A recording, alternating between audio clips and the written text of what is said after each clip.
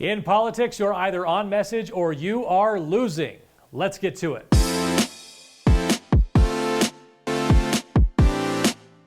Welcome to On Message, a weekly look at where the battle lines are drawn and who is winning the war of words.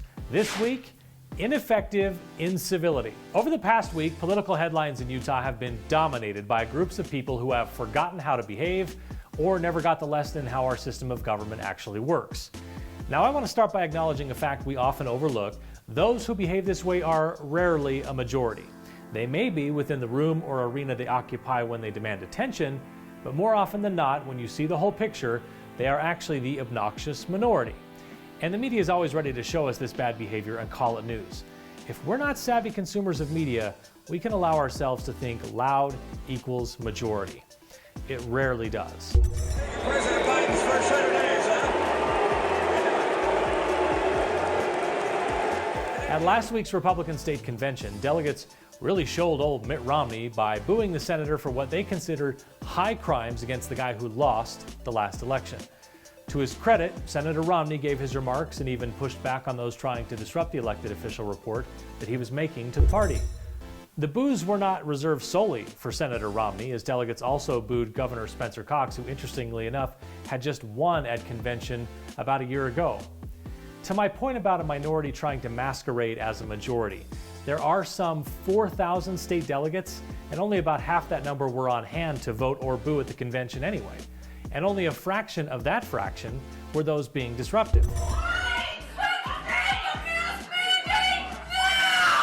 Later in the week, a Granite school board meeting was abruptly adjourned when parents who came to voice their opposition to mask mandates continuing for schools while they're being relaxed in other ways throughout the state disrupted that meeting. For most people, we just see this as a terribly unproductive way to solve any disagreement. So what's the lesson?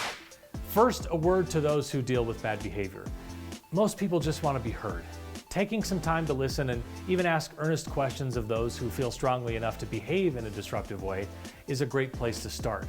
You might also learn something about why they hold such strong opinions when you force them to articulate their feelings. You don't have to agree with them, but listening is always a productive first step.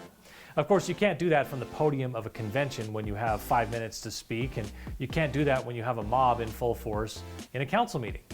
But finding ways to listen to the concerns of people who feel they aren't being heard or represented will go a long way toward preventing situations like this. And for those who employ tactics like booing and shouting down those who speak in opposition to you, and yes, those who have completely forgotten how to behave in a civilized manner, you aren't winning any hearts or minds. You're trying to get what you want through intimidation, and that's what people do when they are either incapable of or too lazy to persuade, or perhaps even both.